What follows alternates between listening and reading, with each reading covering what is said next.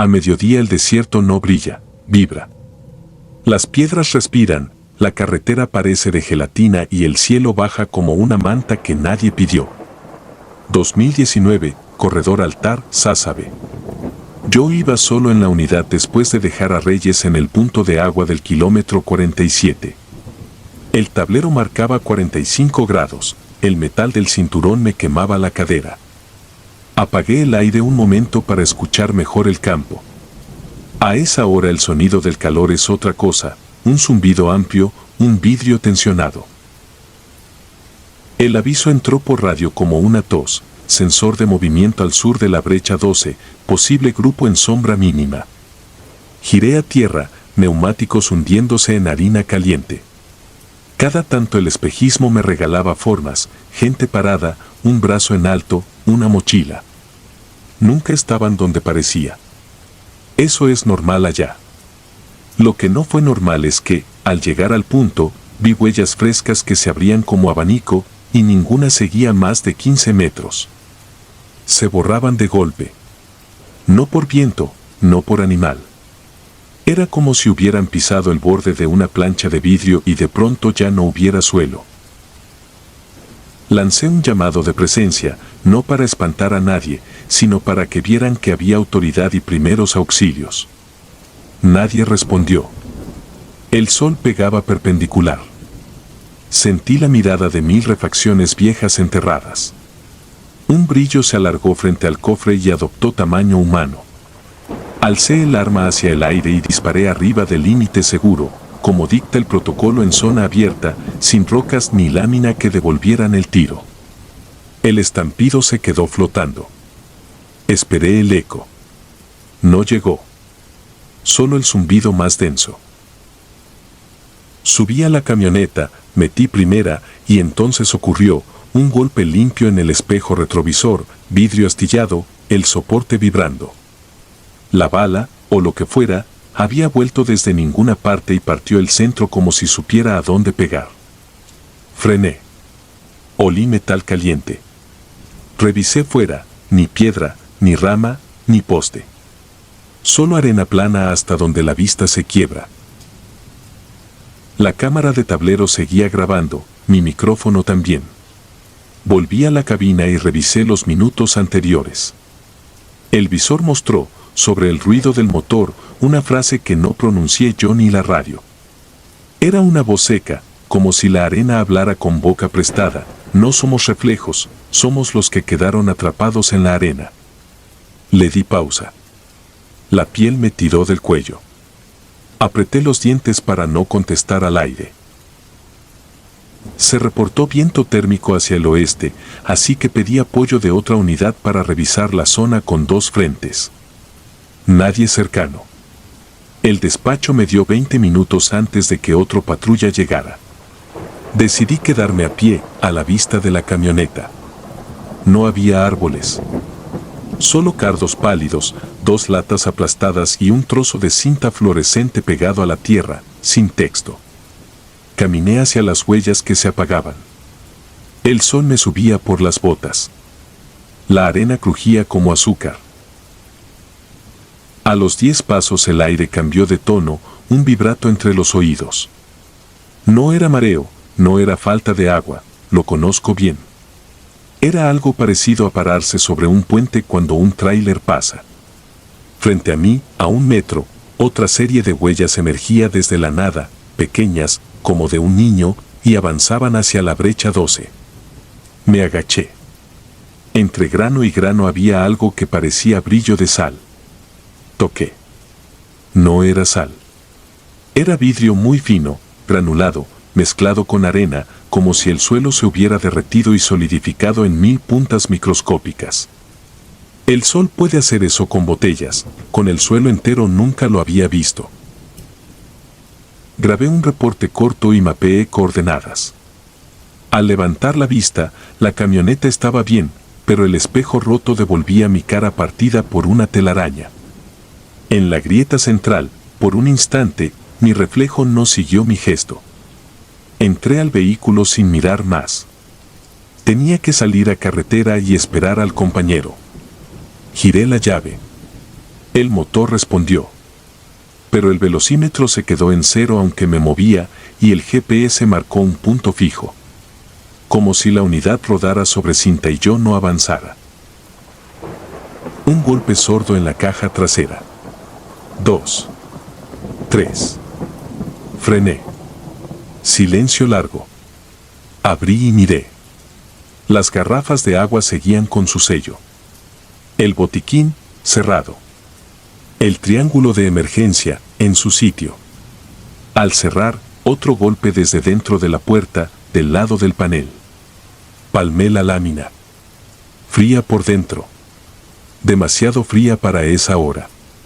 Pegué la oreja. Oí pasos, pero no eran de animal ni de persona sobre metal. Eran pasos que no suenan en el aire, pasos que el oído reconoce por la vibración de un piso de madera vieja. En medio del desierto, en la caja de un pickup. Llamé a despacho otra vez. La radio entró con ruido. Dije mi ubicación aproximada y que esperaba refuerzo. Me contestaron con fragmentos, luego con silencio. La pantalla del tablero, sin razón, volvió al cuadro de la cámara, justo el instante del disparo al aire. Lo vi otra vez, cuadro por cuadro. La bala sube, el escape de gas la envuelve y desaparece en un parpadeo. Luego, 20 segundos de cielo blanco. Después, el espejo que revienta sin que entre nada en cuadro. Hice zoom con los dedos. Por un cuadro, el horizonte se curva como una cuchara. En la curva, pequeñas figuras invertidas, en fila, miran hacia mí. Cerré el video. No quise verlo más. El calor tiene memoria. No lo digo como metáfora. Lo digo porque el resto de ese turno fue una repetición que no elegí. Manejé hacia la brecha 12 y de nuevo caí junto a las huellas que se apagaban. Manejé hacia el este y el espejismo me dibujó los mismos hombros a lo lejos. Manejé hacia el norte y de nuevo el golpe del espejo, aunque ya estaba roto. Llevé la mano a la nuca y sentí sal reseca. Tomé agua. El cielo no se movía. Miré el reloj, 12:41. Lo miré otra vez 20 minutos después, 12:41. Cuando por fin llegó la otra unidad, la vi venir como figura en el aire, y temí que fuera otra broma del día. Pero se materializó, levantó polvo real, y un compañero bajó saludando. Le conté lo mínimo. Revisamos juntos. Donde yo había visto vidrio granulado, él tocó arena normal.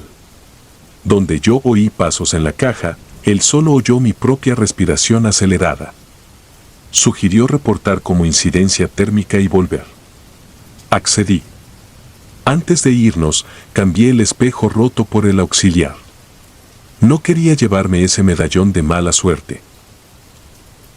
De regreso, a 2 kilómetros, el sistema de audio de la unidad ajena encendió solo. Se oyó mi grabación, la voz que no era mía, clara en un altavoz que no estaba vinculado al mío. No somos reflejos, somos los que quedaron atrapados en la arena. Mi compañero me miró sin hablar. Paramos. Intentó reproducir cualquier otro archivo. Nada. Solo esa frase, en bucle corto, hasta que apagó la batería. En el reporte oficial escribí lo que pude sostener: disparo de advertencia al aire en zona segura, impacto desconocido en espejo, falla intermitente de GPS, sensor activado sin contacto. Nada más.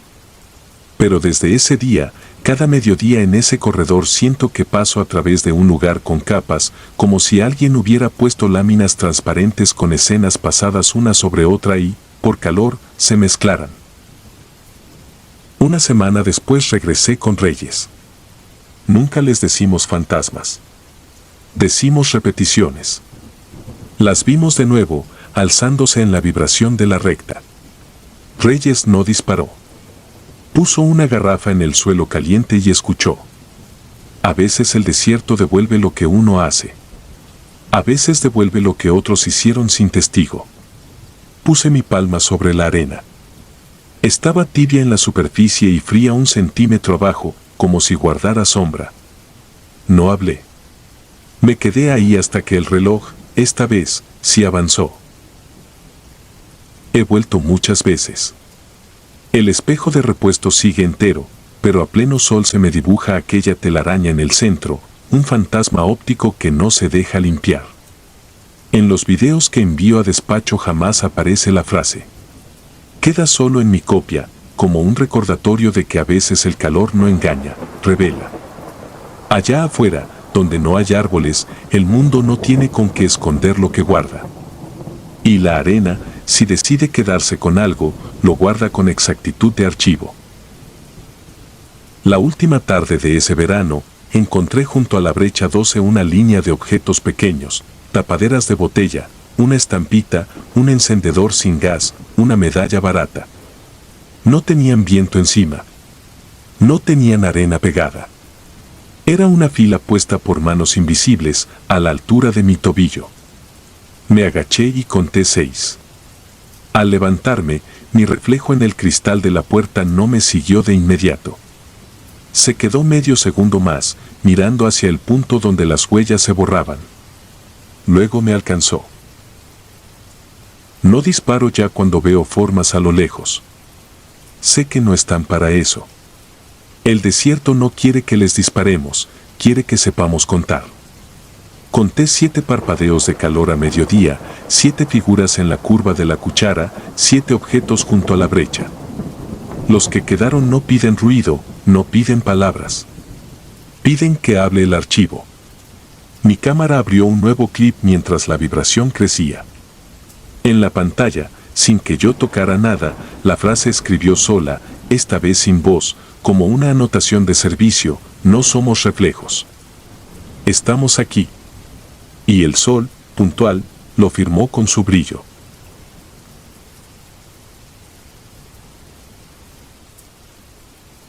El niño de la corriente. El primer año que me asignaron al sector Ansaldúas, pensé que el agua sería mi rutina, lodo hasta las rodillas, espinas en las botas, radio pegado a la clavícula. Entré a patrulla fronteriza en 2015, convencido de que el río tenía lógica, márgenes, mapas. Aprendí rápido que el río no obedece más que a sí mismo. Aquella temporada de lluvias de 2018 comenzó con una llamada desde el faro portátil del puesto norte.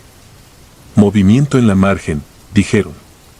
Tomé el visor térmico y vi un punto pequeño que no encajaba con nada, ni adulto, ni animal.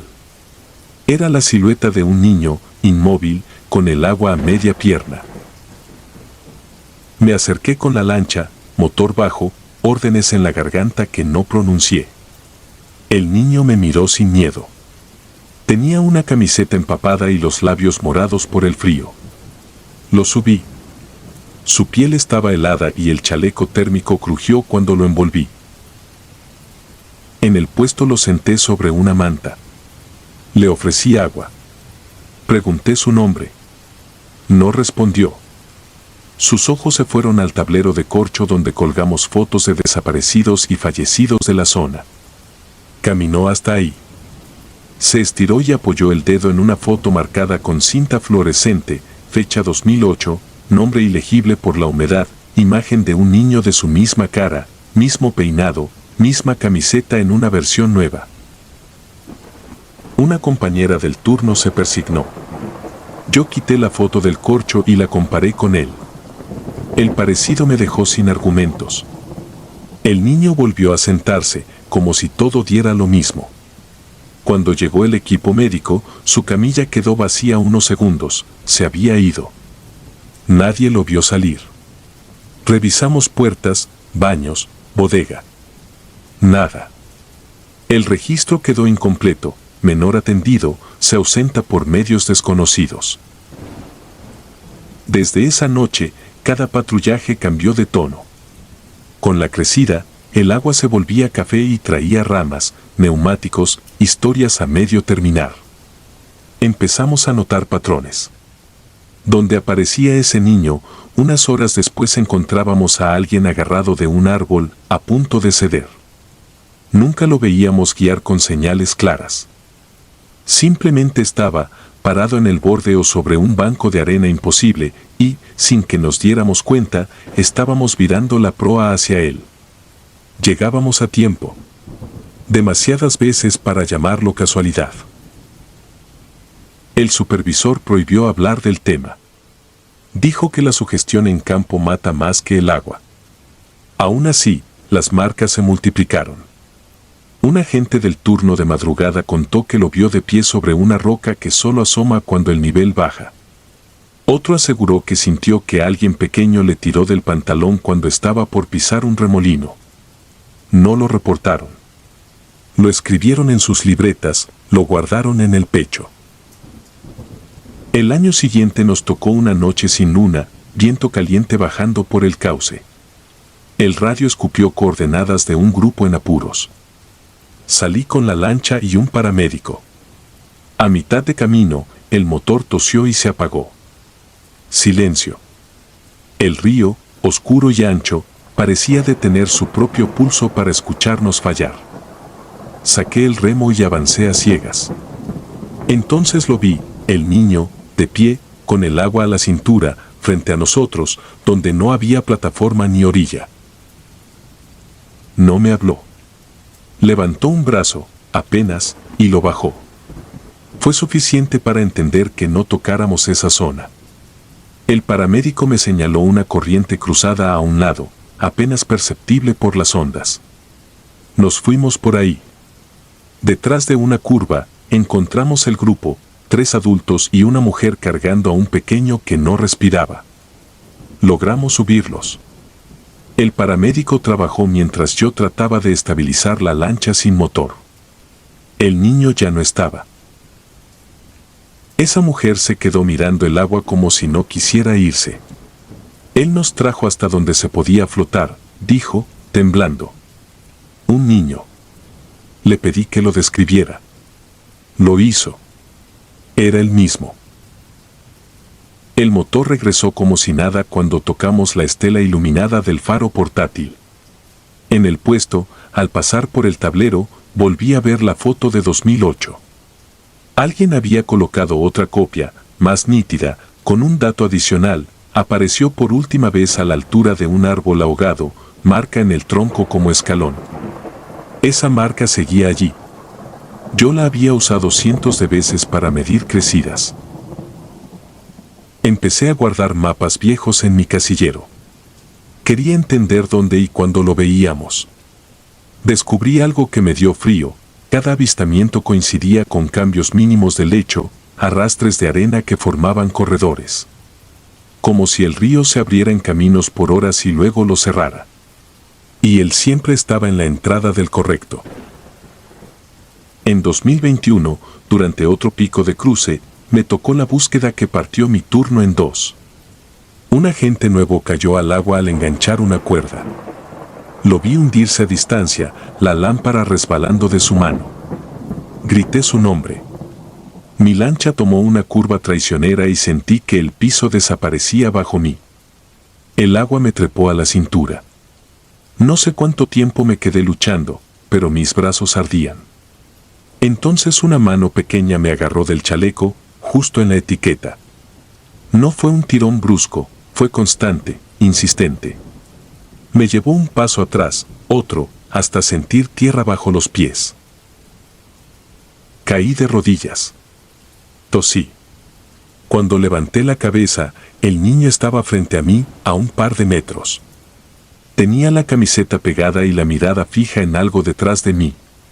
Me giré. El agente nuevo estaba atrapado contra un tronco. Fui hacia él, le solté la cinta, lo jalé con todas mis fuerzas y lo subí a la embarcación de apoyo que alcanzó a llegar. Cuando volteé para agradecer, no quedaba nadie en la orilla. Esa noche no pude entrar al puesto sin mirar el tablero. Y ahí estaba algo que nunca había visto. Debajo de la foto de 2008, alguien había clavado una nota plastificada que decía cada temporada vuelve. No tenía firma. Pedí la bitácora de evidencias. Nadie sabía quién la imprimió. El supervisor arrancó la nota y la tiró.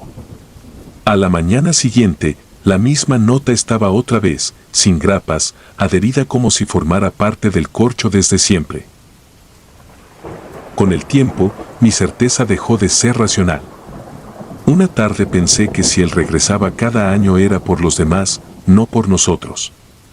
Así que hice algo que no entra en los manuales.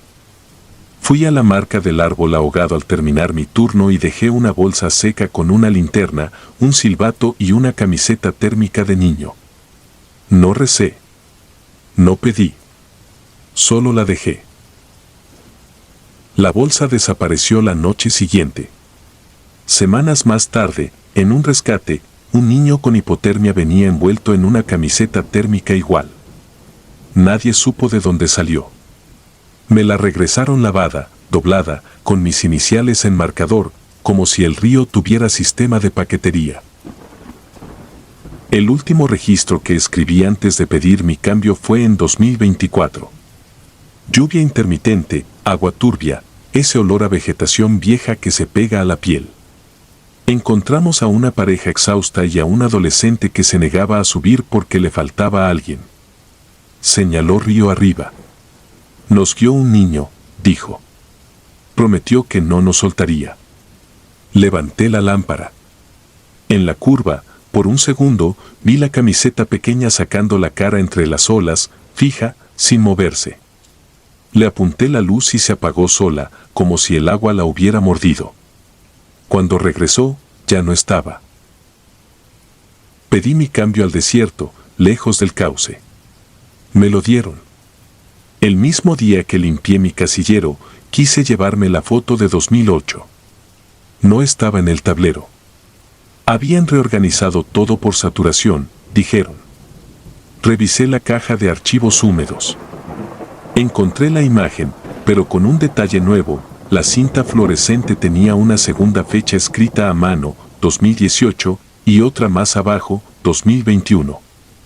2 temporadas en las que yo casi desaparezco con el agua. Alguien había actualizado esa foto con mis años de deuda. Me fui pensando que nunca iba a regresar.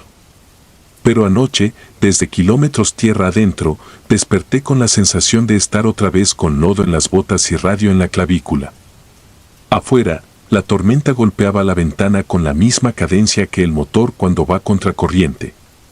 Cerré los ojos y vi el tablero de corcho, con la foto fija, con esas fechas que no se borran. No escuché nada. No necesitaba. Sé que en cuanto las lluvias habrán caminos nuevos en el lecho, él volverá a la entrada correcta. No para mí. Para quienes no tienen mapa, para quienes se cansan a mitad del agua y bajan la mirada, para quienes extienden una mano y buscan un borde. Algunos no llegarán a tiempo. Pero otros sentirán una mano pequeña en el chaleco y, sin entender por qué, darán un paso atrás hacia tierra firme. Yo no tengo explicación. Tengo botas guardadas, una camiseta térmica doblada y un turno que nunca acaba del todo, aunque me hayan cambiado de zona. El río, a su manera, sigue pasando lista. Y cada temporada, alguien vuelve a señalar la misma foto.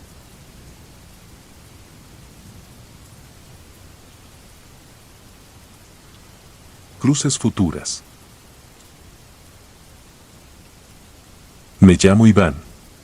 Antes fui paramédico en Hermosillo, ahora manejo un atajo con jaula y radio en el sector entre Sonoita y Ajo. El desierto no es silencio. Cruje, respira, engaña. En la patrulla la frecuencia local siempre está viva, pero desde mayo de 2021 hay otra señal que se mete como agua entre piedras, una portadora vieja que emerge sin identificarse y deja voces pidiendo auxilio. Lo llamamos Código 23, ecos. No es oficial, pero todos entendemos. La primera vez entró a las 4:12. La nota aguda de la portadora, un chasquido, y luego una voz masculina, sin acento claro, dictando coordenadas. Repetía números como si leyera de un mapa militar. Anoté en el cuaderno, marqué rumbo. Cuando llegamos, el sol apenas ponía una línea pálida sobre los aguaros. No había huellas recientes, solo 3 palos entrecruzados con cinta blanca. En la cinta alguien había raspado una fecha con la punta de una llave, 13 de mayo. Ese día era 12. No dijimos nada. Uno de los veteranos, Morales, revisó con la bota el perímetro. Se lo tragó el monte, murmuró. Tomé fotos, envié reporte. Al día siguiente un grupo de rescate civil encontró a un joven a 1 kilómetro. Había perdido la orientación. Murió antes de que aterrizara el helicóptero. Tiempo estimado, 13 de mayo, 4. La sorpresa nos duró poco porque el turno sigue y los kilómetros no preguntan. Desde entonces, cada madrugada, la señal regresa. A veces es una mujer. A veces un niño que pareciera repetir una frase aprendida. Nunca responde a nuestras preguntas. Siempre dicta puntos distintos. Y siempre llegamos tarde a algo que aún no ha pasado. Me tocó salir con una novata, Leal, en junio. Traía la energía nerviosa de quien todavía cree que todo tiene una explicación dentro del manual. La madrugada estaba fresca, los coyotes ululando lejos. A las 3:51, la frecuencia fantasma se activó. Números. Latitud, longitud y al final una frase casi apagada, luz al norte. Cruzamos un camino de terracería, rebasamos un basurero clandestino donde a veces dejan bidones y mochilas y entramos a un sendero de arena blanda. La marca señalaba un claro entre chollas. Llegamos en 20 minutos. La tierra estaba limpia. Solo una cruz hecha con ramas de ocotillo, atada con hilo azul, plantada en medio. Sobre la madera, la fecha, 14 de junio. Miré el reloj, 14 de junio, 0:21. Leal bajó el faro del techo y lo apagó. ¿Quién viene antes que nosotros?, preguntó. No supe qué contestar. Tomé la cruz con guantes para revisar si era reciente. La savia todavía estaba húmeda. Antes de volver a la patrulla, escuchamos pasos. No eran animales, el ritmo era humano, cansado, sin prisa. Leal enfocó entre los arbustos y yo me pegué el micrófono a la camisa por si la central preguntaba. El sonido dio media vuelta alrededor del claro y se alejó, como si nos midiera. Nadie apareció. A lo lejos, hacia el norte, una luz breve, como el reflejo de un espejo. Leal quiso seguirla, pero el GPS marcaba que nos alejábamos del punto. Regresamos. En el informe puse lo evidente, sin hallazgos humanos, cruz improvisada, fecha del día. No mencioné la luz. Aprendí que los detalles que no caben en la caja de texto terminan usándose en tu contra en una auditoría. En julio ya nadie dormía en la estación cuando llegaba la hora. Algunos fingían hacer inventario, otros alargaban la limpieza de armas. Cada quien desarrolló un ritual. Morales se quitaba el chaleco y lo revisaba, bolsillo por bolsillo, como si fuera a encontrar la respuesta entre vendas y torniquetes. Leal hacía llamadas cortas a su madre y las cortaba al primer cuídate. Yo llenaba el tanque aunque estuviera a 3/4, por si la noche nos pedía más carretera. La peor fue la del 25 de julio. La señal entró a las 2:08. Era la voz de una mujer, respiración agitada, repitiendo 2 veces las coordenadas. El punto caía en una zona de antiguas rutas de mineros, cerca de un cerro con antenas. Para llegar había que avanzar por un camino donde la arena se come las ruedas y parás. A mitad de trayecto, el radio oficial marcó ocupada. La frecuencia fantasma siguió, y entonces, por primera vez, no solo dictó números. Dijo mi apellido. Agente Álvarez. No vayan solos. Frené. Leal me miró con el ceño alto. Lo escuchó. Asentí. Llamé a Central, pedí apoyo. Tardaría. Teníamos combustible, agua, equipo. Decidí continuar despacio, dejando migas tecnológicas, pings de ubicación, marcas en el mapa. Llegamos al punto a las 3:03. Otra cruz, hecha con 2 balas de madera, atadas con cinta de señalamiento naranja, plantadas en la arena. La fecha raspada, 26 de julio. La miré sin acercarme. Leal tomó su cámara corporal y la tocó con el dedo para asegurar que grababa. Un zumbido pasó por encima, lejano, quizá un dron, quizá una torreta eólica. Entonces la frecuencia fantasma hizo algo nuevo, salió por el altavoz como si Dios metiera la mano en la consola. Se escuchó la misma voz de mujer, ahora más baja, como desde una caja, y dijo, atrás. Volteamos al mismo tiempo. No había nadie. Pero en la arena, a 5 metros, apareció una pisada. No la vimos formarse, estaba, completa, como colocada. Luego otra. Y otra. Eran de adulto, descalzo, trazando un círculo alrededor de la cruz. Me puse de frente a Leal y alzamos las luces. La radio oficial volvió, ahora con la central preguntando por nuestra posición. Contesté breve. Cuando miramos otra vez, las pisadas seguían el círculo, pero ahora sumaban 2 vueltas. Leal dio un paso adelante. La tomé del brazo. Nos quedamos así, tensos, mientras la radio se llenaba de voces reales.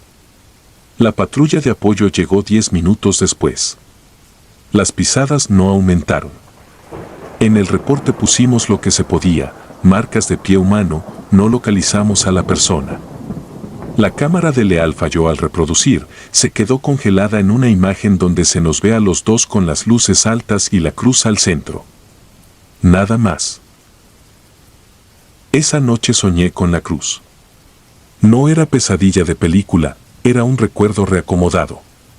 Soñé que yo mismo cargaba los palos, que usaba mis guantes, que afinaba la fecha con mi navaja, que clavaba la base sin mirar alrededor. Desperté con la certeza absurda de que, tarde o temprano, todos firmamos una de esas. Agosto trajo tormentas y gente arrastrada por arroyos donde meses antes solo había polvo. Las llamadas reales se mezclaban con las otras. Un grupo de voluntarios dejó galones de agua en puntos marcados con piedras pintadas. Una madrugada seguimos la frecuencia hasta un cañón estrecho. El eco deformaba los motores. Encontramos 2 cruces, una a cada lado del cauce seco, con fechas distintas, una para ese día, otra para el siguiente. El equipo de rescate encontró a una mujer esa misma mañana, tiritando bajo una roca. Al día siguiente, en el mismo sitio, hallaron a un muchacho. Para entonces ya nadie en la estación negaba que venía algo con esa señal. No sabíamos si se trataba de recuerdos, de alguien jugando con nosotros, de radios viejos que recogen restos del aire.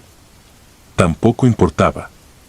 Lo único claro era que la señal no mentía, siempre que marcaba, en algún punto, la Tierra amanecía con otro nombre.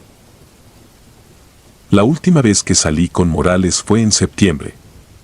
El mapa nos mandó a un alto de arena con vista al valle. Al llegar, hubo viento y se metió polvo a la boca. La cruz estaba hecha con varillas de construcción, atadas con cinta negra. La fecha, 17 de septiembre. Eran las 01:40 del 17. Sentí la tentación ridícula de arrancarla para impedir algo. Morales me detuvo con una mano. No es para ellos, dijo. Es para nosotros. De regreso, la frecuencia estalló con estática. Me llamó por mi nombre de pila, que nunca uso en servicio. Dijo, no corras. No corrí. Bajé la velocidad, dejé pasar una liebre, dejé que el cielo empezara a aclarar. A la altura del kilómetro 42 vimos una fogata apagada y 2 mochilas. No había personas. Solo un cuaderno dentro de una de las mochilas. Lo abrí. Las primeras páginas estaban en blanco. En la mitad alguien había dibujado mapas con rumbo al agua. Al final, una lista de palabras que parecían apodos y, en la última línea, mi apellido mal escrito, como oído de lejos. Guardé el cuaderno en evidencia. El sol se levantó y todo tuvo ese brillo cruel que hace del desierto un lugar sin secretos. En la estación nos miramos sin decir otra vez. Leal dejó café en el termo, Morales lavó la patrulla. Yo me senté frente al radio. A las 4 no habló nadie. A las 4:17, sí. Una voz nueva, infantil, dictó coordenadas en un tono llano y agregó, hay cruz con cinta blanca. Anoté. Respiré. Salimos.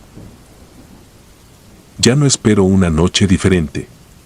Manejo, tomo notas, mido distancias, y cuando encuentro la madera cruzada y la fecha raspada con torpeza, hago lo único que puedo, enderezo la cruz para que no la tire el viento.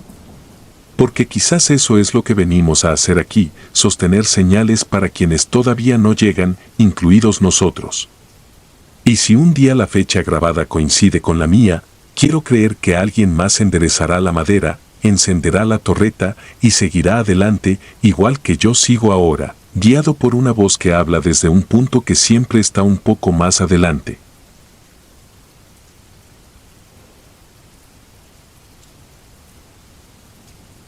Registro borrado. Esa noche me tocó conducir la unidad rumbo al tramo polvoso entre Sonoita y Luqueville. El parte meteorológico avisaba ráfagas y descenso de temperatura al amanecer.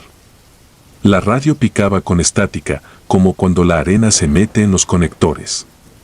Íbamos 2 agentes por turno, más una camioneta de apoyo a 10 kilómetros y un faro de rescate encendido en modo intermitente. Me conozco esa franja a ciegas, la patrulla sigue la trocha, baja al cauce seco, sube entre mezquites y a la derecha queda una valla con marcas de escalas improvisadas. A la medianoche revisamos la drag road que el equipo alisó por la tarde para leer pisadas. Nada fresco. Encontré solo el rastro de un coyote cruzando por debajo de un alambre levantado. El aire tenía ese aroma metálico que anuncia un norte frío. Las estrellas parecían clavadas.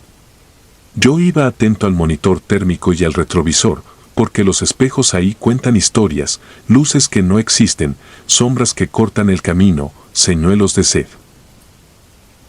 A la 1:17, el sensor del faro envió alerta. Puso en pantalla silueta humana a 7 millas, dirección suroeste. No era raro, a esa hora, mucha gente intenta caminar con brisa tenue. Tomé el desvío y apagué luces altas para no espantar a nadie. Mi compañera, la agente del castillo, ajustó el chaleco y cargó hielo a la hielera con sobres de suero. Ella siempre preparaba primero el auxilio antes de cualquier protocolo. Tenía una calma que imponía respeto, había sido paramédica y sabía escuchar el desierto. El monitor térmico pintó la firma clara de una persona a paso constante. Lo extraño fue el contorno, recto, uniforme, sin titubeo. Señalé la loma. Del Castillo asintió y pidió en la radio que la otra unidad mantuviera distancia. Subí la pendiente despacio. La arena crujía bajo las llantas como vidrio molido. La vimos al coronar el cerro, una mujer con ropa clara, casi luminosa por el reflejo lunar. Caminaba sin mirar atrás. No flaqueaba. No tropezaba en las piedras sueltas. Hice una maniobra para quedarnos paralelos a unos 20 metros y accioné la bocina breve, la que usamos para avisar presencia sin asustar. La mujer se detuvo. Giró hacia nosotros con calma de domingo. Del Castillo me pidió bajar primero. Corté motor, dejé la puerta entreabierta y avancé con las manos visibles. La voz se me secó por la brisa helada. No recuerdo si dije mi nombre o solo pensé en decirlo. Sentí la textura áspera del polvo en las encías. La mujer levantó la cabeza. Entonces Del Castillo bajó también, con la manta térmica lista. La mujer dio 2 pasos y quedó en el ángulo de los faros. En ese instante, no supe qué hielo me recorrió. La cara de la desconocida era la de Del Castillo. No parecida, la misma. La misma marca sutil cerca de la ceja. La misma línea del mentón. Hasta el lunar junto al cuello. Y, sin embargo, había algo distinto en la mirada, un brillo acuoso que parecía no fijarse en nada concreto. Mi compañera se quedó inmóvil. Yo alcé una mano, señal de alto, para todos, incluso para el aire. La mujer idéntica a del Castillo inclinó la cabeza como si escuchara un motor detrás de los cerros. Se acercó un paso más, y vi que sus botas no dejaban huellas sobre la arena recién venteada. No eran botas de sendero. Eran zapatos planos, limpios, impropios allí. Levantó la palma como pidiendo paciencia. El monitor térmico marcó su figura con una temperatura sin variaciones, una silueta perfecta, plana, sin puntos calientes en articulaciones ni pecho. Nunca había visto eso. No hubo grito. No hubo carrera. Del Castillo extendió la manta, como si su cuerpo supiera lo que hacer cuando la mente no entiende. Yo sentí el pulso en la garganta queriendo salir. La mujer se acercó lo suficiente como para reflejarse en el cromo de la defensa. Alzó los ojos hacia mí y luego hacia Del Castillo. Su rostro se aflojó apenas, como si recordara algo que por fin encajaba. Tocó con 2 dedos el metal frío de la patrulla. El reloj del tablero parpadeó y todos los indicadores de la pantalla se reiniciaron como tras desconectar la batería. La radio emitió una ráfaga de estática y cayó. Entonces la mujer idéntica se giró hacia el sur, cruzó la trocha, avanzó ladera abajo y se fue perdiendo entre mezquites. A cada paso, las ramas la traspasaban sin moverlas. La seguí con el foco hasta que la luz dejó de encontrarla, como si hubiese entrado a una habitación que no estaba ahí. Del Castillo me miró por fin. No dijo nada. No hacía falta. Regresamos a la cabina. El sistema pedía de nuevo el código de inicio de turno. Metí la clave. No la aceptó. La probé 2 veces más. Nada. Informé por radio. La radio no conectaba. Cerré y abrí el switch. Los indicadores volvieron al orden. Conduje de vuelta a la drag road. Revisé si había marcas nuevas. Solo nuestras pisadas, y en una de ellas, sobre la arena, una línea recta, delgadísima, como trazada con un alfiler, recorriendo de lado a lado el molde de mi bota. A las 3:40, la otra unidad nos alcanzó. El supervisor pidió reporte. Anoté lo que pude: contacto visual con persona femenina, ropa clara, sin respuesta a señales, desplazamiento hacia el sur. Añadí coordenadas, viento, visibilidad. Omití comparaciones. No era miedo a que no me creyeran, era miedo a nombrarlo y que eso le diera más lugar en el mapa que a nosotros mismos. Volvimos a base justo antes del amanecer. Entregamos la camioneta, firmamos, bebimos café. Del Castillo fue a la terminal para cerrar su bitácora. Yo fui a descargar las imágenes del monitor térmico. Cuando el archivo abrió, la silueta no estaba. En su lugar, un tramo vacío con ruido de fondo. En el registro de entrada, mi nombre aparecía. El de ella, no. Recalibré la pantalla, revisé los filtros, llamé al técnico. En su consola, tampoco aparecía. Busqué su ficha. El sistema respondió: no existe. Fui al locker, dentro, su chaleco, su navaja pequeña, la Mac que decía DC 421. Toqué la cerámica, aún estaba tibia.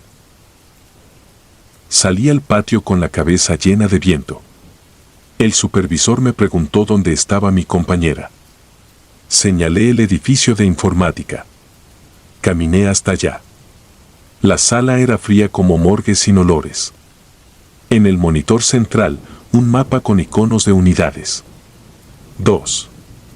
La nuestra y la de apoyo. Abrí el historial de personal del turno nocturno. Mi nombre, el del conductor de la otra unidad y un renglón en blanco con guión donde debería ir el tercero. Pedía recursos comprobantes del último mes. En la impresión, en la foto de grupo de la semana pasada, se veía un espacio vacío entre mis hombros y el mecánico. El borde del uniforme de alguien que no salía en la imagen cortaba ligeramente mi manga. Yo sabía quién faltaba. Para el sistema, no. A veces pienso que el desierto tiene formas de cobrar lo que se queda sin nombre. Ese tramo donde la valla se cansa y las dunas lo cubren todo no es tierra de nadie, es tierra de la memoria ajena. Y hay noches en que, al ajustar el espejo lateral, no reconozco mi propio perfil por un segundo. Entonces recuerdo la mirada de esa mujer iguala del castillo, tan clara y tan distante, que tocó el metal y me apagó el tablero como quien apaga una lámpara vieja. Sigo patrullando. Paso por la misma loma más despacio de lo que admito. Dejo sobres de suero en la guantera para manos que los requieran. Y cada vez que la radio chilla, miro el asiento del copiloto, esperando ver la Mac con la calcomanía. No está. Nunca está. Pero, al llegar a base, alguien siempre deja una marca de bota al lado de la mía, una marca limpia, reciente, con una línea finísima cruzando la huella de lado a lado. No hay nombre adherido a esa marca. No hay número de placa. Hay presencia, como una patrulla sin matrícula que sigue el mismo camino y me dobla en el mismo sitio, aunque nadie más la registre. El sistema puede olvidar. El desierto, no, y yo, desde aquella madrugada, tampoco.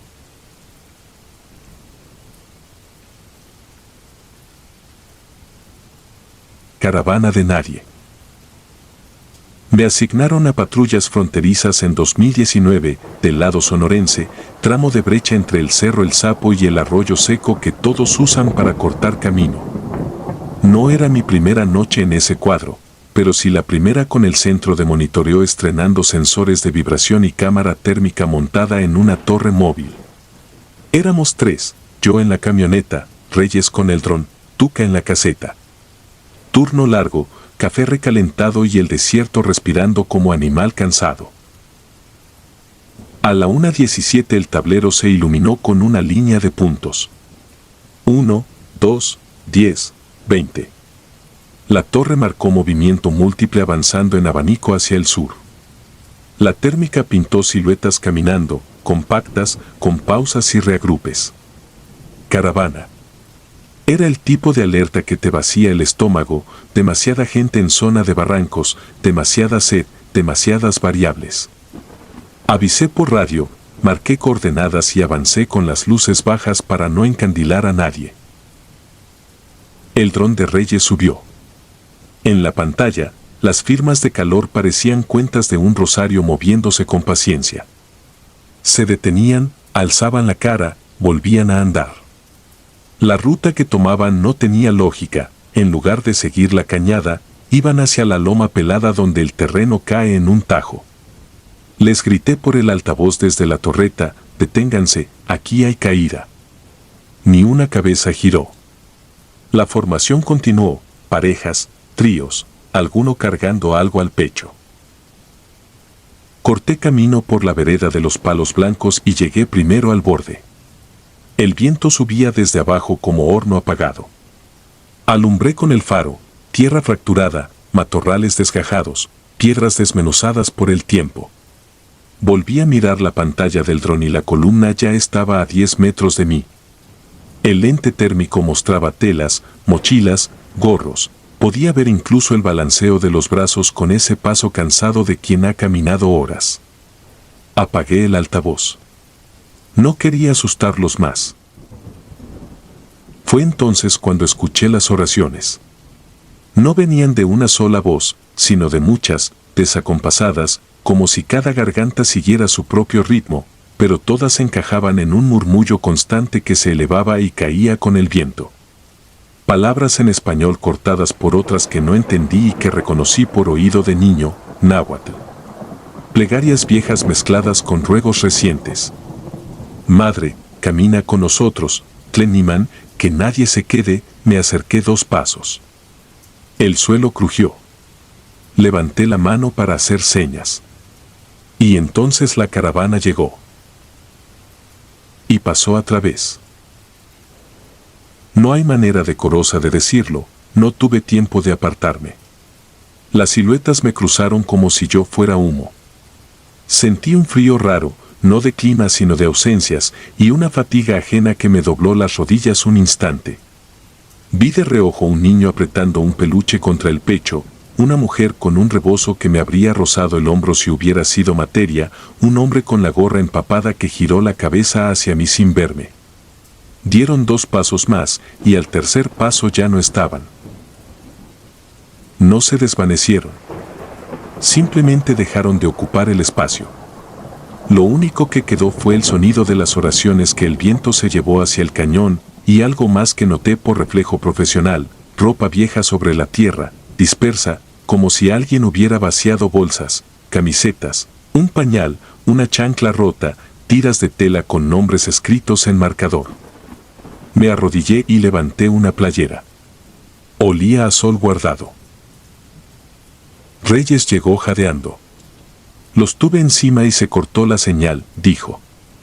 La térmica quedó en 0 de golpe. Tuca, por radio, preguntó si necesitábamos apoyo. Le pedí que marcara un perímetro y subiera a la torre a máximo zoom. Apagué la camioneta y nos quedamos en silencio. La luna apenas perfilaba las piedras. El dron reinició, en la pantalla, nada. Ni un conejo, ni una lagartija. Bordeamos el Tajo con cuidado. Ahí terminaban todas las huellas. No había deslizamientos recientes ni rastros de caída. El suelo era polvo apelmazado por años de viento y soles, y encima, la evidencia de una marcha, cientos de marcas de suela, pequeñas y grandes, superpuestas. Se detenían a medio metro del vacío. Y ahí, a la misma distancia, como si alguien hubiera tendido una línea invisible y todos la hubieran tocado con la punta del pie, todo terminaba. Tomamos fotos, trazamos croquis, recolectamos la ropa en bolsas transparentes como si fueran indicios. De pronto, la radio escupió estática y un rezo claro entró a medio volumen, como si alguien hablara justo al lado del micrófono. Santa Madre, danos agua, danos camino, danos sombra. El canal estaba cerrado. Tuca juró que no había transmisiones. Cambiamos de frecuencia. La voz volvió, esta vez con otras palabras que no supe traducir pero que me erizaron la nuca. Reyes, que bromeaba hasta con los muertos, no dijo nada. Se limitó a subir la mirada al cielo y a cerrar la tapa de la consola. Me pasó una botella. Bebí con los dientes apretados. El aire se había puesto más espeso. En la orilla del Tajo alguien había acomodado 3 piedras formando una flecha apuntando al norte. No estaba hacía un minuto. Alguien, o algo, había seguido marcando ruta. Decidimos caminar en paralelo a la flecha, por la franja segura del borde, hasta la siguiente elevación. A cada 20 pasos, otra flecha de piedras, siempre reciente, siempre igual, aparecía. A ratos, volvían los cantos, más lejos o más cerca, nunca frente a nosotros. Al mirar atrás, las flechas desaparecían, como si la vista las borrara. Un perro callejero salió de la nada y nos siguió a distancia, sin ladrar, con la lengua de fuera. Llevaba un collar hecho de cordel. Lo intenté llamar. No respondió. Al poco, ya no estaba. A las 3:04, lo recuerdo porque tomé la foto al reloj del tablero, divisamos un promontorio con un madero clavado. No quedaba nada del poste salvo astillas, y colgando de un clavo oxidado, una cuerda con nudos, uno por cada vida que, según los guías, logró cruzar. Había docenas. Me acerqué y uno de los nudos se aflojó solo y cayó al suelo.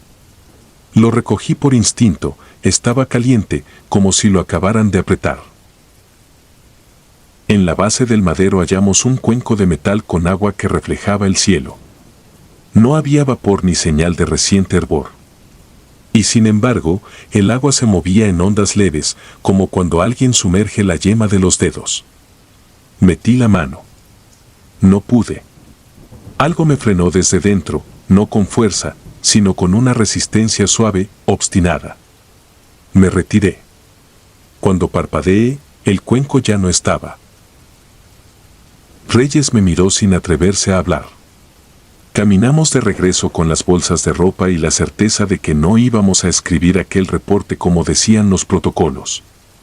En la torre, Tuca tenía la piel de gallina y un termo apagado entre las manos. Nos dijo que escuchó pasos alrededor del módulo mientras nosotros estábamos fuera, muchos, acomodándose en fila. Al abrir, el desierto estaba vacío. Excepto por dos cosas, una veladora sin mecha y un papel doblado, húmedo de ser apretado mucho rato. En el papel, nombres escritos a mano, una oración y una fecha de 2007. El amanecer nos agarró mirando el barranco. El sol cambió la temperatura de la pantalla y volvieron los animales diminutos, los insectos, el polvo que se levanta con la luz. Todo parecía normal, salvo por la certeza de que no habíamos estado solos. Presentamos un informe medido, alerta masiva, falsos positivos, equipo inestable. Nadie nos pidió más. Nadie quiere documentación de lo que no tiene casilla en la base de datos. Desde entonces, cada vez que me toca ese tramo, reduzco la velocidad al pasar junto a la loma pelada. Saludo en voz baja y dejo una botella a la sombra de un mezquite, sin decir a quién. Algunas noches, la térmica vuelve a dibujar la caravana. Ya no corro a interceptarla. Me aseguro de que el camino esté despejado, que no haya alambres sueltos ni trampas.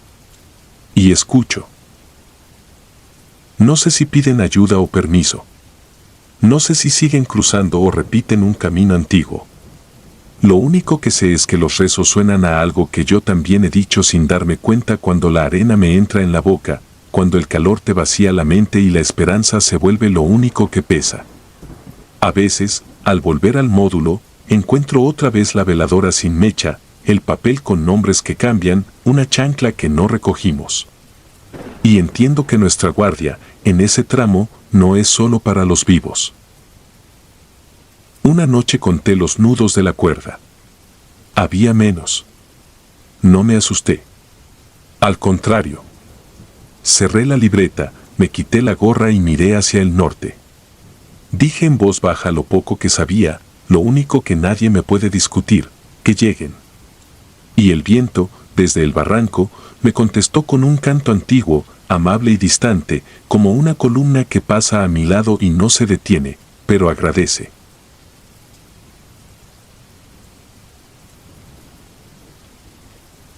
Pasajero térmico. Me asignaron el turno de medianoche en el tramo entre Sasabe y Altar, verano de 2019. El calor no se iba ni con el motor encendido.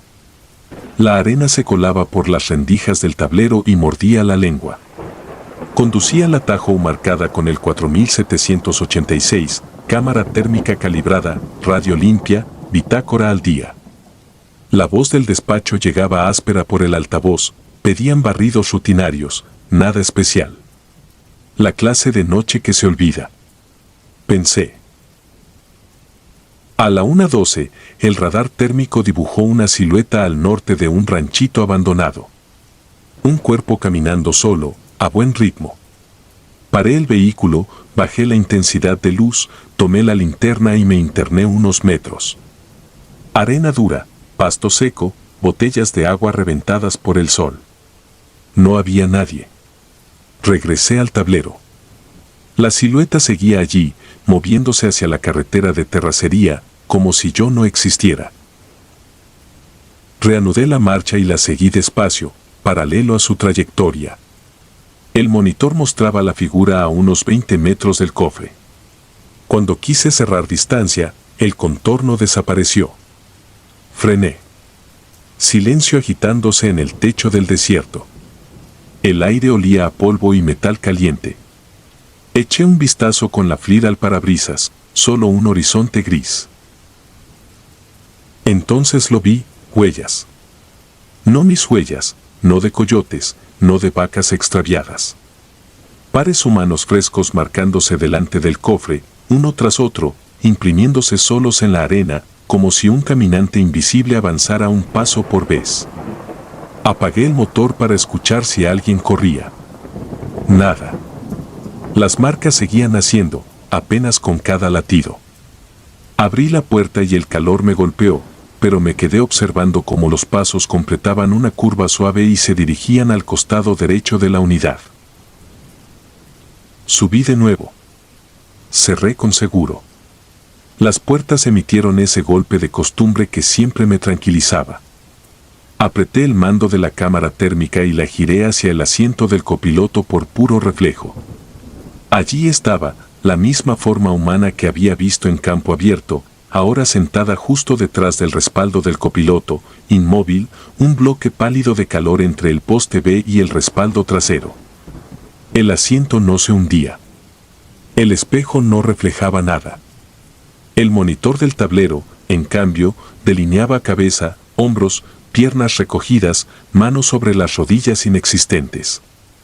Pestañeé. El contorno no se desvaneció. No llamé de inmediato. Uno aprende a no encender la radio hasta tener algo claro que reportar. Me quedé quieto, contando respiraciones, esperando que la cámara se descalibrara sola. Subí y bajé ganancia, ajusté rango, enfoqué a mi propia mano y vi el brillo normal de la piel. Volví al asiento trasero, la figura seguía allí, como dibujada con tiza caliente. Sentí una presión a la altura del esternón, no de miedo, sino de un reconocimiento que llega tarde, como si algo que ya ocurrió se acomodara por fin en su sitio. A la 1:25 avisé a despacho que haría una verificación alrededor de la unidad. Di la vuelta con la linterna, revisé chasis, llantas, parrilla. Cuando volví al asiento del conductor noté algo nuevo, una capa fina de arenilla sobre el tapete del lado del copiloto, como traída por zapatos que acaban de subir. No había marcas de suela. Solo ese polvo que no había estado allí minutos antes. Emprendí rumbo al punto de encuentro más cercano. A medida que avanzaba, el monitor térmico mostraba a mi pasajero clavado en su sitio. Si aceleraba, el contorno vibraba un poco, como un eco. Si frenaba, recuperaba nitidez. Me di cuenta de que respiraba en tiempos cortos. El desierto pasaba a los costados como un campo de ceniza. En un tramo de terracería, la suspensión se quejó. Toqué el borde del asiento del copiloto con la mano. La tela estaba tibia, mucho más de lo que la cabina justificaba. Pasé junto al letrero oxidado del kilómetro 23. A esa altura, el sistema de alerta detecta balizas médicas si alguien las enciende. Una luz verde parpadeó sin patrón. No era baliza, era un viejo sensor del poste C que a veces se activa si alguien cuelga ropa mojada o una mochila. Nadie cuelga nada dentro de una patrulla. Lo apagué. Al fondo, las colinas parecían animales echados. Conduje más despacio. A la 1:42 crucé por el vado seco de un arroyo. Al tocar el cauce, el monitor mostró algo que no esperaba, la figura se inclinó. No vi movimiento con mis ojos, lo vi en los píxeles. Los hombros bajaron, la cabeza se arrimó al respaldo, como si alguien se inclinara para leer el tablero, curioso. Recordé trayectos con migrantes rescatados, ese gesto automático de quien intenta comprender la ruta en una pantalla que no le pertenece. Sentí que el aire se apretaba. Giré a la izquierda hacia un camino de servicio. A los 200 metros, la camioneta se ahogó un instante. No lo suficiente para apagarse, sino lo justo para que las luces bajaran tono. En el monitor, el contorno perdió definición, luego volvió con más brillo. En el retrovisor, la noche era una plancha brillante, pero dentro de mí se instaló una certeza antigua, esa forma quería llegar a algún sitio, y yo la estaba acercando. Me detuve a un lado de un poste de medición pluvial abandonado. Bajé el vidrio y dejé que entrara el aire ardiente. Miré atrás sin la cámara, desafiando el impulso de no hacerlo. Solo vi mis chalecos, la caja de primeros auxilios amarrada con correas, la funda vacía para un extintor. El olor a vinilo caliente y desinfectante barato. La cámara volvió a pintarlo todo. El pasajero térmico seguía sentado, centrado, paciente. Me vino una imagen que no era mía, alguien caminando de noche guiado por luces distantes, bebiendo agua tibia que ya no alcanza, cargando algo de tela y una foto plastificada. El camino se alarga, el cuerpo se seca y luego se apaga con una calma inesperada. Nadie está cerca. Solo arena y silencio. El siguiente movimiento sucede sin cuerpo, como si el trayecto que no se completó siguiera trazado en la noche y el primer vehículo con aire dentro, con radio encendida y rumbo cierto, lo recogiera sin preguntar. No tengo pruebas de esa idea. Solo lo que pasó después. Reanudé marcha con destino a la estación Duna. El monitor marcaba al pasajero sin cambios. Al amanecer, el calor subía como un golpe. En la curva antes del retén, la cámara mostró que la figura se estiraba lentamente. No vi nada, pero el perfil térmico alargó las piernas invisibles y acercó la frente al respaldo, gesto de quien está por llegar. El motor vibró con un ritmo uniforme. Atravesé el arco de entrada.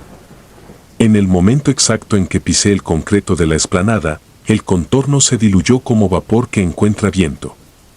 El asiento recuperó su tono frío. El tapete del copiloto conservó la arena fina. Estacioné. Corté motor. Me quedé con las manos en el volante, esperando que algo en mi interior regresara al tamaño de siempre. Bajé. La luz del día no trajo alivio. Me acerqué al lado derecho y abrí la puerta del copiloto. Sobre el tapete, entre la arenilla, había un hilo oscuro de tierra compacta dibujando una línea. No era una palabra. Era un trazo. Como si alguien, al bajar, hubiera arrastrado involuntariamente la punta de su zapato intentando orientarse hacia el portón. En torre me preguntaron si todo estaba bien. Asentí. No conté nada. Firmé la bitácora, lavé la cara, bebí agua que sabía a metal. Regresé a la unidad con el trapo para sacudir el polvo. Limpié el tapete con cuidado. Al terminar, quedó una pequeña mancha que el cepillo no levantó. Nunca tuve interés en borrarla por completo. Esa noche, antes de salir, calibré de nuevo la FLIR. Apliqué el protocolo, apunté al cofre, medí el contraste. Por rutina, giré la cámara al asiento trasero. Nada. Me sentí aliviado como quien apaga una alarma que ya no suena. Arranqué. Tomé la terracería hacia el mismo sector. Y en el kilómetro 23, justo donde el letrero oxidado aún se sostiene, el monitor bordó, por una fracción de segundo, un contorno pálido al lado derecho. No duró. No insistió. Fue una presencia breve, como el gesto de despedida de alguien que, por fin, encontró su ruta. No pedí cambio de zona. Seguí haciendo rondas en ese tramo. Aprendí a reconocer un tipo de silencio que solo he visto allí, no el que amenaza, sino el que acompaña. En noches sin luna, cuando el monitor se enciende como una pequeña ciudad dentro del tablero, dejo libre el asiento del copiloto. Es un espacio que he empezado a respetar. A veces, al regreso, encuentro de nuevo arenilla fina sobre el tapete. No siempre. Lo suficiente para entender que en este trabajo hay trayectos que seguimos aunque no veamos a quien nos los pide. No tengo otra forma de contarlo. No busco convencer a nadie. Solo registro lo que vi, una figura caminando sin cuerpo, huellas apareciendo delante del cofre, un pasajero sentado detrás del copiloto contemplando la ruta con paciencia de alguien que ya caminó demasiado. Y una patrulla que, por una noche, fue la casa más cercana.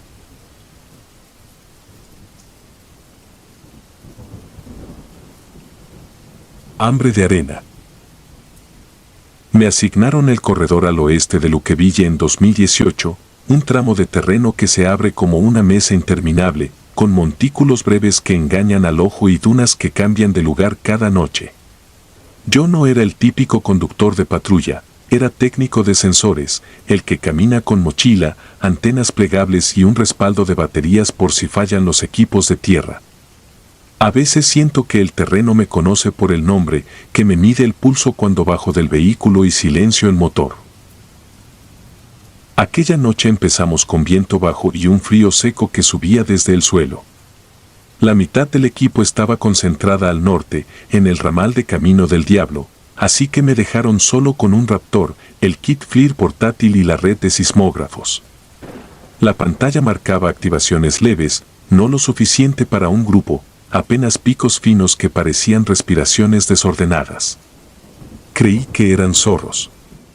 Luego cayeron 2 alarmas juntas, a menos de 30 metros una de otra, y supe que algo no cuadraba.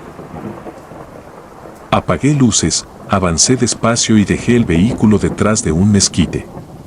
El cielo no traía luna, solo una franja de polvo estelar.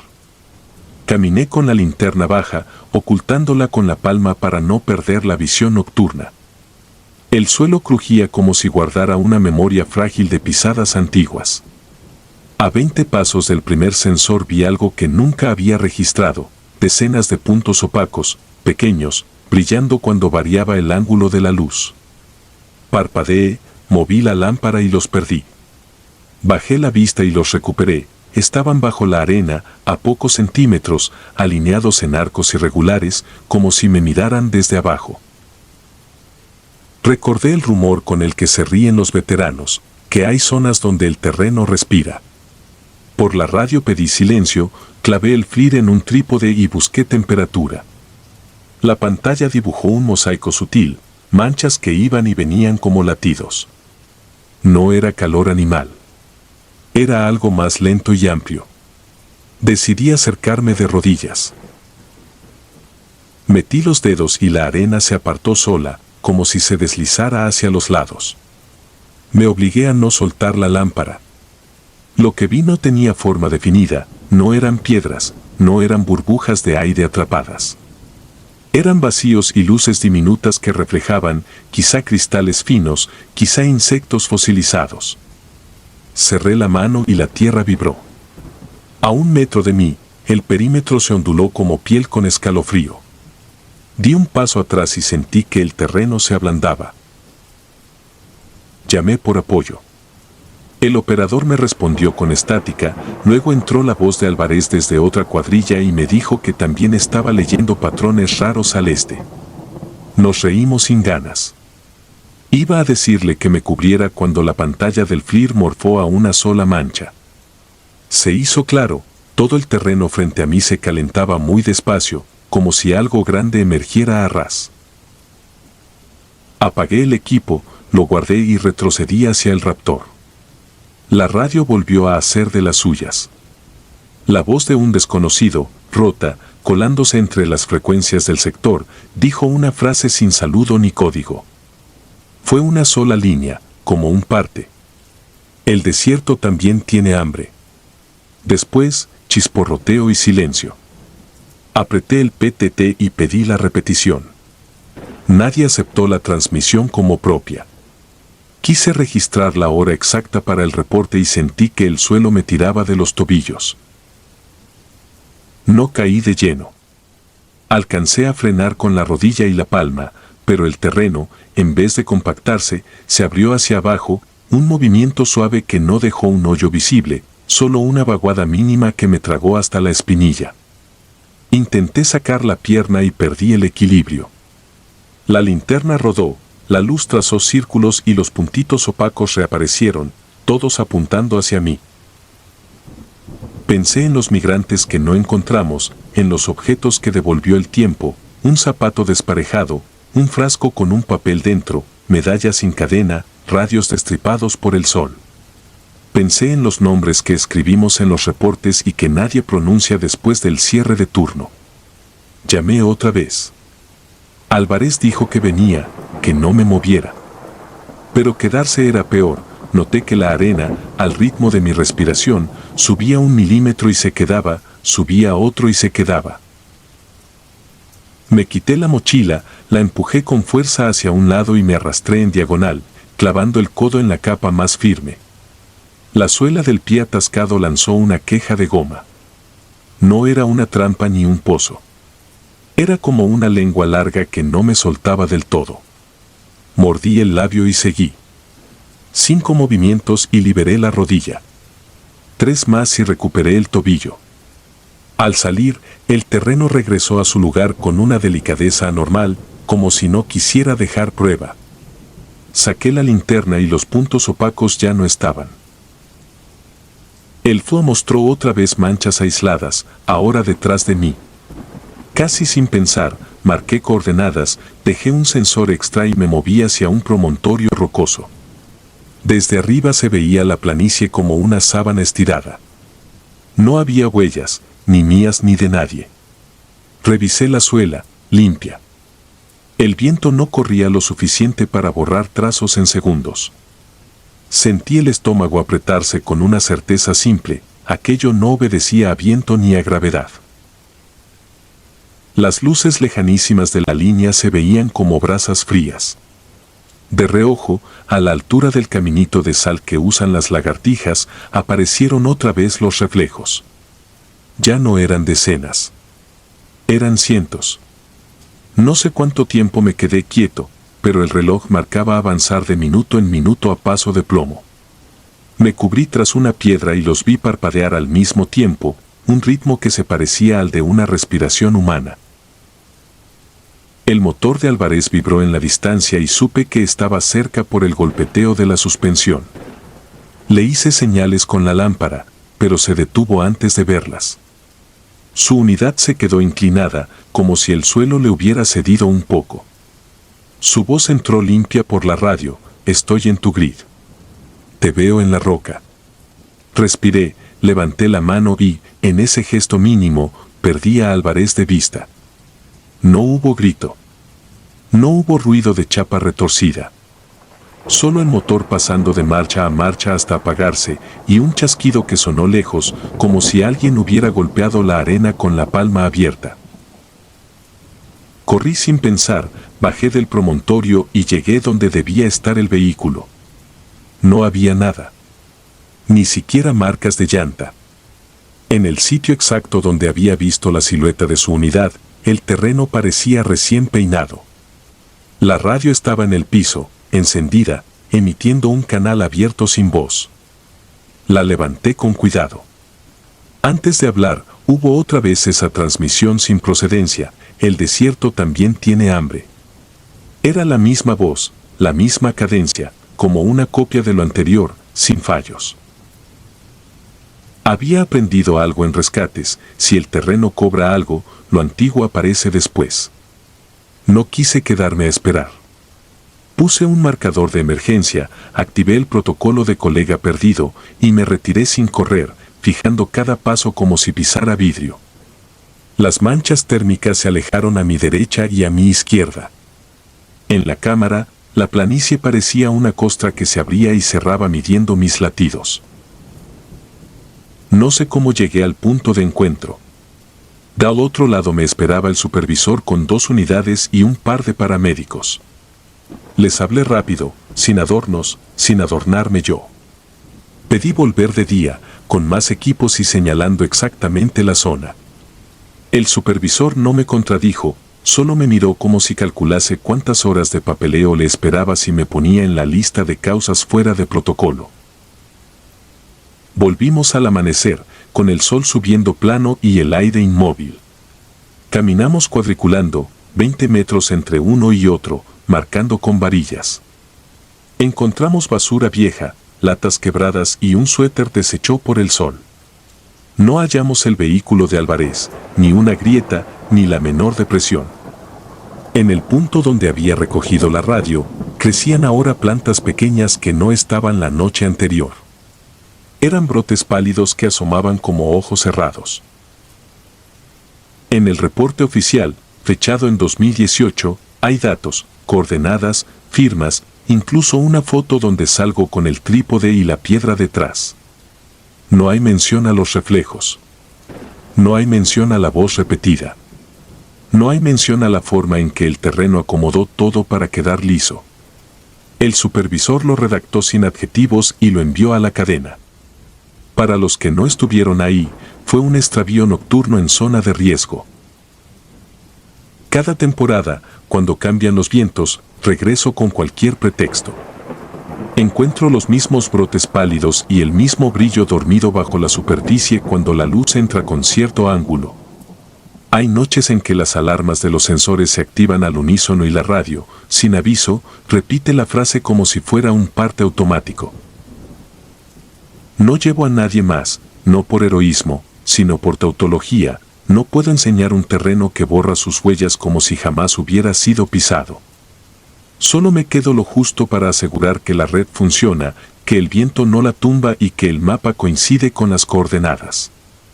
Al salir, evito mirar de frente la planicie. Si lo hago, siento otra vez el tirón en el tobillo y el crujido suave con que el terreno te toma medida. No sé qué nombre darle. Sé medir tierra, sé diferenciar pisada de animal y de humano, sé cuánto pesa una mochila. Sé, sobre todo, cuando algo te mira. Lo supe esa noche. Y lo sé ahora, cada vez que cierro los ojos y escucho, en la línea abierta, esa frase que nadie firma y que, sin embargo, queda registrada en el mismo minuto en que cruzo la frontera del sector. La voz entra limpia, sin eco y sin prisa. El desierto también tiene hambre. Y yo acelero, porque hay cosas que comen, sí, pero también cosas que conocen tu nombre y esperan, bajo la arena, a que elijas mal donde pones el pie.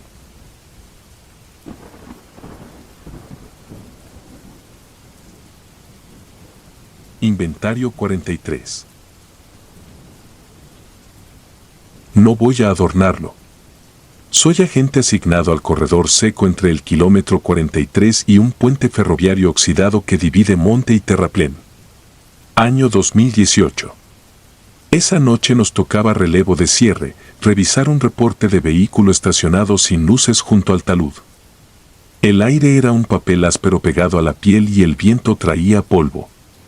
Éramos 4 en la unidad, Anaya al volante, Lince en la torreta, Serrano con la tableta y yo en la bitácora.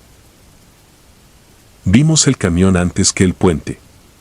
Caja refrigerada, puertas traseras aseguradas con un candado nuevo, cabina vacía, motor frío. No había huellas recientes que contaran una historia. En el parabrisas, una tarjeta de circulación forrada con mica barata. Todo olía a abandono, pero no al abandono que deja rastro, más bien a algo ordenado para que pareciera casual. El puente, arriba, vibraba con cada ráfaga aunque no pasaba tren alguno. El protocolo decía 2 cosas, abrir caja y documentar. Cortamos el candado con cizalla. Dentro, orden imposible, docenas de maletas, todas iguales, negras, cerradas, alineadas en filas perfectas, el asa hacia el mismo lado, como si alguien hubiera usado una regla invisible para dejarlas a distancia exacta. La temperatura adentro estaba normal, sin rastro de hielo. La luz de nuestros faros entraba en la caja y no rebotaba como debería. Parecía absorbida. Tomé la primera fotografía, Anaya leyó números de serie, Serrano apuntó coordenadas, Lince tapó la torreta para no llamar la atención. Entonces una maleta del medio se movió. No voy a exagerar, el asa se dio por sí misma y el cierre recorrió medio perímetro con un sonido de cremallera demasiado nítido. Yo salté el primer impulso de patearla. La tapa se levantó. Dentro no había ropa ni droga ni herramienta. Solo una fotografía impresa en papel satinado, nosotros 4, frente al camión, con la caja abierta. Mismo encuadre que teníamos en ese instante, misma distancia, misma postura. En el borde inferior, una marca de hora de esa noche, minutos exactos. Sostuve la foto a contraluz buscando doble exposición. No había trucos. Guardamos todo. Cerramos de nuevo la caja, aseguramos con nuestro propio sello, llamamos a central. Nadie quería jugar a valiente. La orden fue custodiar hasta el amanecer y entregar la escena intacta. Montamos guardia por turnos. No pasó nadie. No se escucharon pasos, ni motores lejanos, ni voces. El puente siguió vibrando por inercia que no venía de trenes. Al amanecer, relevamos con 2 patrullas. Les dejamos ubicación, reportes y el sello que nosotros mismos pusimos. Volvimos al cuartel a redactar. Y fue al entrar que el estómago me dio vuelta como si hubiéramos bajado 3 pisos de golpe. Frente al portón, alineadas con una precisión casi militar, estaban las mismas maletas. Todas. El camión no estaba. Las patrullas de relevo reportaron por radio una carretera despejada y ninguna caja refrigerada cerca del 43. No había señal de que se hubieran movido durante la madrugada, y sin embargo las maletas nos esperaban, colocadas con ese orden que lastima los ojos. La jefa de turno pidió equipo forense. Acomodamos las maletas en la sala multiusos, cada una sobre un tapete numerado. A mí me asignaron la número 12. La abrí con guantes. Dentro, otra foto. No la de anoche. Era la entrada del cuartel vista desde la calle, tomada desde una altura que no coincide con ninguna cámara oficial. Se nos veía descargando maletas. En el fondo, una sombra del puente recortada donde no debería, como si ese arco oxidado hubiera viajado con ellas. La marca de hora coincidía con nuestro ingreso. En una esquina habían impreso una serie, 1 de diciembre de 43. A partir de ahí cambió el tono. El capitán nos separó por binomios.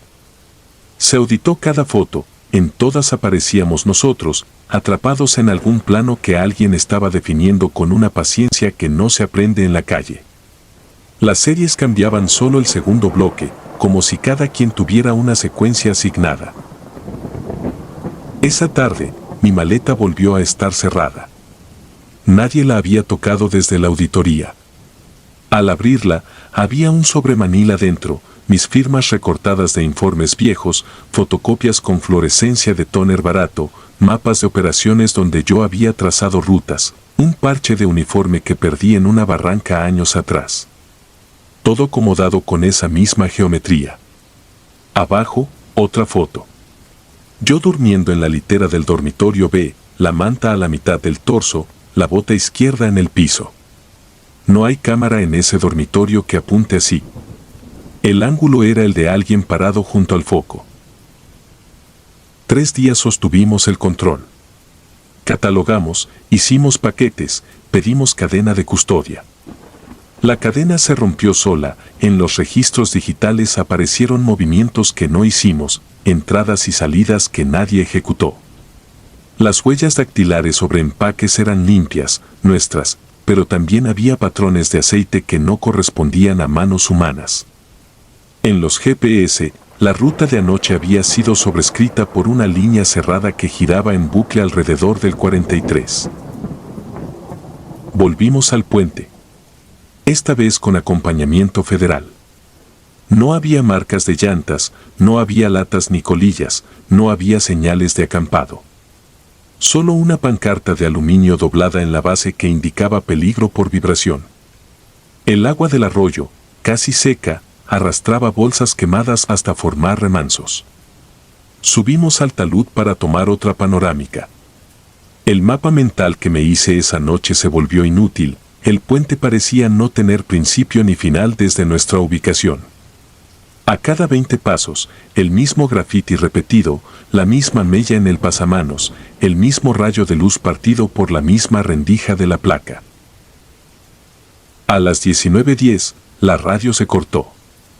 No fue falla total, canal abierto, portadora limpia, pero las palabras no llegaban. Si hablábamos, lo único que se oía al otro lado era ruido blanco. Decidimos retroceder.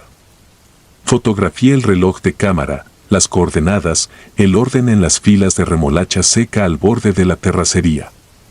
Todo eso existe para anclarte. Nada ancló nada.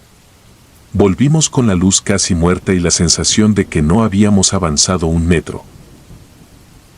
El cuarto día, las maletas aparecieron otra vez frente al portón, pero ahora con etiquetas de tela. Sobre cada etiqueta, tejido a mano, un nombre, el nuestro. Las tomamos como prueba mayor. En mi etiqueta, debajo del apellido, cosieron una fecha que no había llegado, el día siguiente. Abrí y me encontré un formato de entrega de evidencias ya llenado con mi letra, con los campos adecuados, con la misma firma que llevo practicando desde cadete. Encima, un bolígrafo exacto al que cargo. Y al fondo, una nueva foto, el puente visto desde la caja del camión, la caja llena hasta el techo de maletas idénticas a las que teníamos delante. El encuadre sugería profundidad sin límite. A partir de entonces los turnos se hicieron densos. Gente de arriba pidió silencio. En la ciudad circularon versiones, camión fantasma, operación encubierta, simple broma. Nosotros sabíamos que no era ninguno de esos tres. El quinto día, Anaya no llegó al briefing. En su taquilla, la maleta asignada a él estaba abierta, vacía, y la etiqueta mostraba su nombre 2 veces, una encima de otra, como si alguien hubiera pasado aguja y hilo por el mismo trazo una y otra vez hasta perforar. Su teléfono marcaba ruta hacia el 43 y luego quedó inmóvil en un punto que no corresponde a carretera ni vereda. Volvimos en binomio reducido. Ya no íbamos a encontrar el camión, se había demostrado que no jugaba con nuestras nociones de espacio. Íbamos por otra cosa, por el momento exacto en que la realidad decide obedecer a otro orden. Lo detectamos por el aire. No cambió de temperatura. Cambió de intención. La hierba dejó de sonar cuando la pisabas. El crujido típico del metal al enfriarse en la noche se cayó. La vibración del puente se volvió pulso medible, contagioso, marcando tiempos que se contagiaban a nuestro paso. Aparecieron luces en la línea del horizonte, como de faros subiendo desde el lecho del arroyo. No eran vehículos conocidos. No emitían ruido de motor ni levantaban polvo. Se formaron a nuestra altura y, sin detenerse, pasaron hacia la caja invisible del camión ausente. Las puertas traseras se abrieron solas con ese sonido de bisagra que habíamos oído ya. Adentro, no había vacíos, había planos. Planos en los que nosotros, multiplicados, repetíamos los mismos gestos de abrir, mirar, anotar. Cada versión tenía su maleta con etiqueta y en todas, la foto al fondo mostraba otra caja, otro puente, otro binomio. Entendí el juego sin entender nada, alguien nos estaba catalogando con el cariño meticuloso de un archivista. No se trataba de atraparnos, sino de sumarnos a un inventario que no conoce pared ni frontera. Cerré mi maleta, la aseguré con el sello de la corporación, la dejé en el suelo y la empujé bajo la sombra del puente. No se quedó ahí. Giró por sí misma y regresó hasta tocar mi bota, alineando su asa con las otras, pidiendo su lugar. La mañana del sexto día, las maletas estaban en fila otra vez. Todas cerradas, todas con etiquetas, todas con fechas que aún no ocurrían. Al firmar el libro de guardia sentí el peso del bolígrafo como si ya lo hubiera hecho. En mi escritorio, la última foto me esperaba. La tomé sin querer verla por completo. Solo alcancé a notar un detalle que no debería existir, yo, parado sobre la vía del puente, de espaldas a la cámara, con la bitácora abierta en la mano, escribiendo lo que ahora lees. No quise mirar la hora impresa. Ya sabía que me estaba alcanzando.